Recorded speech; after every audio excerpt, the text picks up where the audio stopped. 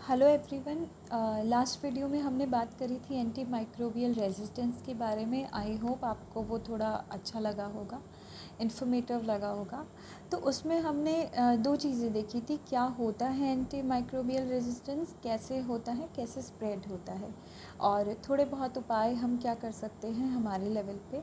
तो आज हम बात करते हैं कि इसके इन जनरल ब्रॉड इम्पैक्ट्स क्या क्या हो सकते हैं एज अ कम्युनिटी पे, सोसाइटी पे, या फिर इंडिविजुअल पे, और गवर्नमेंट इसके बारे में क्या क्या कर रही है।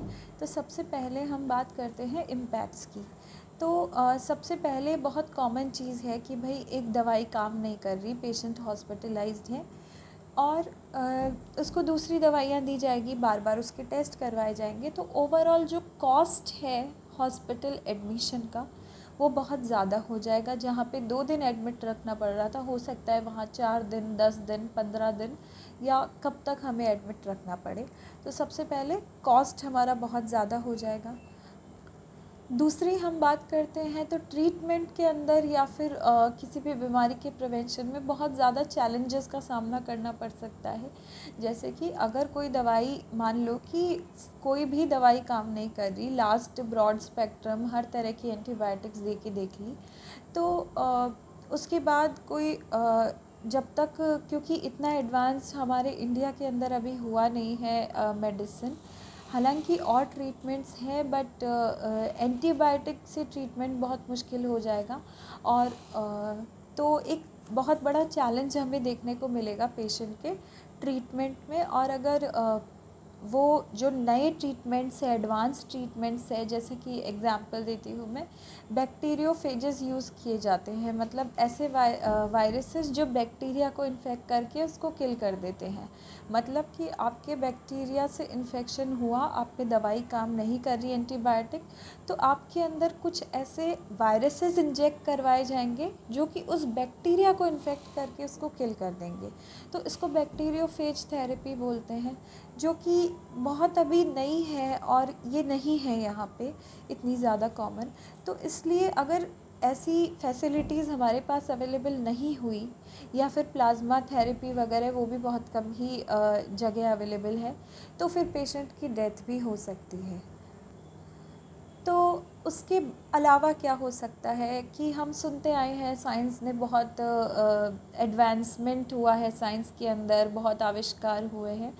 तो अगर हमारा कोई भी पेशेंट ऐसे किसी चीज़ से डेथ होती है, तो हम एक डाउट करने लगते हैं अपने अचीवमेंट्स पे, हमारी सोसाइटी के अचीवमेंट्स पे, कि साइंटिस्ट के अचीवमेंट पे, जो कि हमारी प्रोग्रेस के लिए बिल्कुल भी पॉजिटिव नहीं है। फिर हम बात करते हैं, एक ऐसी सिचुएशन क्रिएट होने के चांसेस हैं फ्यूचर में जिसको एंटीबायोटिक्स एपोकैलिप्स बोलते हैं। इसका मतलब ये है कि फ्यूचर विदाउट एंटीबायोटिक्स, मतलब कि एक टाइम पे ऐसा रेजिस्टेंस सबके अंदर फैल जाएगा, ऐसा हाइपोथेसिस लगा के चलते हैं साइंटिस्ट, और कितनी नई नई दवाइयाँ खोजेंगे। तो ऐसा अगर हम माने कि ऐसा फ्यूचर जहाँ पे कोई भी दवाई किसी भी माइक्रो ऑर्गेनिज्म पे काम नहीं कर रही है, ऐसा फ्यूचर इमेजिन कर सकते हैं हम, अगर ये ऐसा ही चलता रहा तो। उसके बाद हम सब ने कुछ नाम सुने होंगे, हमारे प्राइम मिनिस्टर भी बात करते रहते हैं एसडीजीज़ की, सस्टेनेबल डेवलपमेंट गोल्स, जिसका मतलब है कि निरंतर विकास के जो कुछ सूचकांक है, तो उसके अंदर हेल्थ एक बहुत बड़ा इंडिकेटर है। और क्योंकि इंडिया एक डेवलपिंग कंट्री है और यहाँ पे पॉवर्टी भी बहुत ज़्यादा है, हमारे हेल्थ इंफ्रास्ट्रक्चर भी इतना अच्छा नहीं है, तो हमारी जो एक वर्ल्ड इमेज है, जो रैंकिंग है हमारी एसडीजीज़ की, वो ख़राब होती है।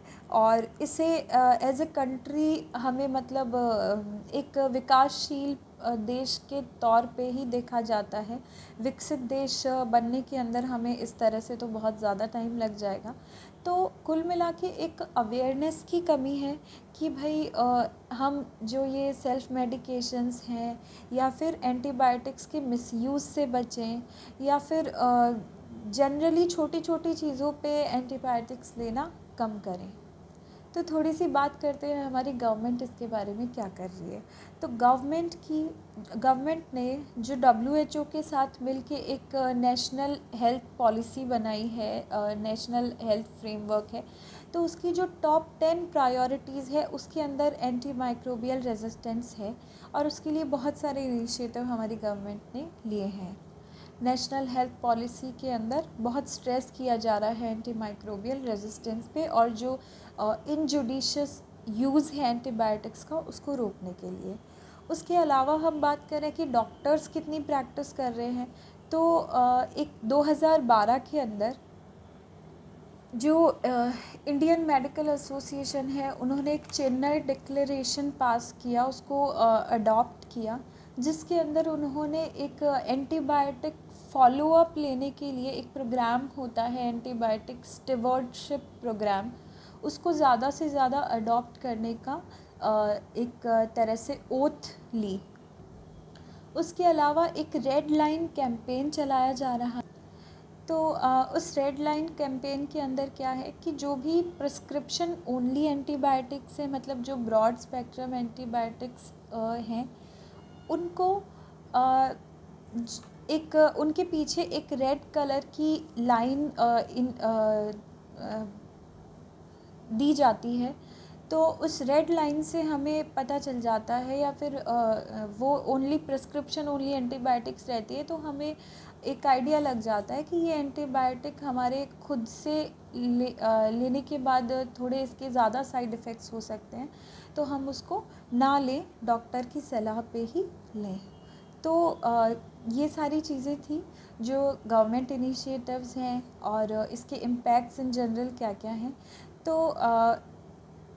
इन सब से बचने के लिए हम एज ए सोसाइटी या फिर एज एन इंडिविजुअल, हमारे अंदर अवेयरनेस ज़रूरी है, ताकि इस प्रकार के जो भी सुपर बग्स हैं वो हमें ज़्यादा इफ़ेक्ट ना करें, और जब भी हमें ऐसी कोई सीरियस इलनेस हो, हमारे लिए सफिशिएंट स्पेक्ट्रम रहे एक एंटीबायोटिक्स का, और ख़त्म ना हो जाए वो एंटीबायोटिक्स जब हमें ज़रूरत पड़े तब। Not quantitatively, but yes, options ख़त्म ना हो जाए हमारे लिए। तो इसके लिए इन सारी चीज़ों का हमें ध्यान रखना चाहिए। And this was part 2। I hope you all like the information, and I request you to everyone to pass the information if you think so, if you feel like doing, to everyone in your contact list. Thank you so much, and I will be coming with videos like this, uh, which would be informative enough to spread the awareness as much as I can. Thank you so much.